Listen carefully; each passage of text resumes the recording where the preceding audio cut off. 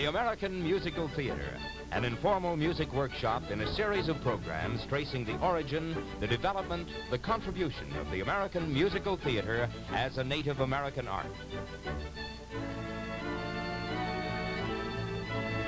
With students from the New York City high schools, Alfredo Antonini and the CBS Orchestra, singers Earl Wrightson and Barbara Meister,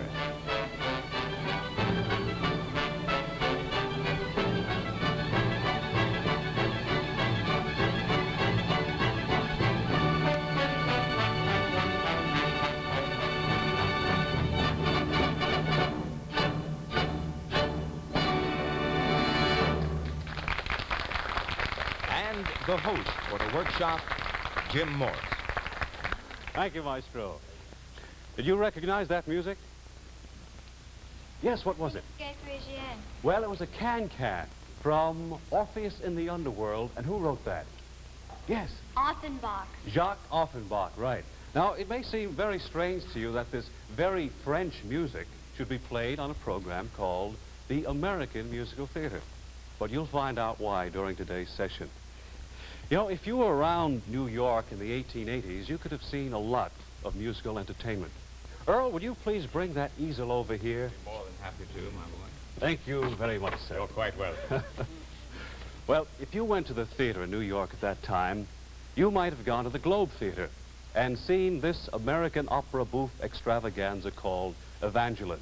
Now, this was actually a burlesque, a spoof on Longfellow's poem, Evangeline.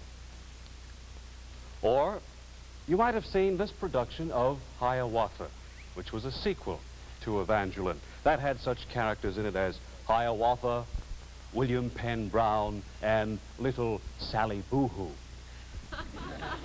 Well, also at the same time, here were our old friends, Harrigan and Hart, at the Theatre Comique, packing them in with a 100th performance of Mulligan Guard's Nominee. And the extravaganza of extravaganzas of that time, the Caralthi brothers' production of Around the World in 80 Days, with the scenery moving up and down, the stage opening and closing. Remember that? And this was a stage production and not a motion picture.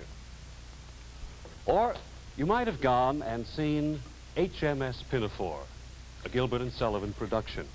Everybody was flocking to the Standard Theater at that time to hear the bright music and the singable tunes of HMS Pinafore.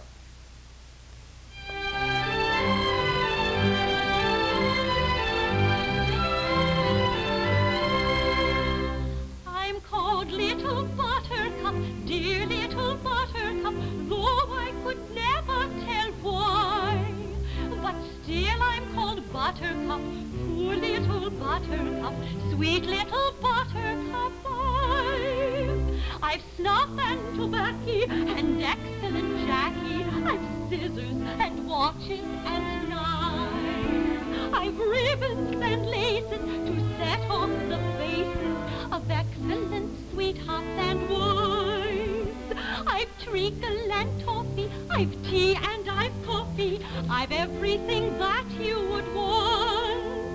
I've chops and I've chickens, I've pretty polonies and excellent peppermint drops.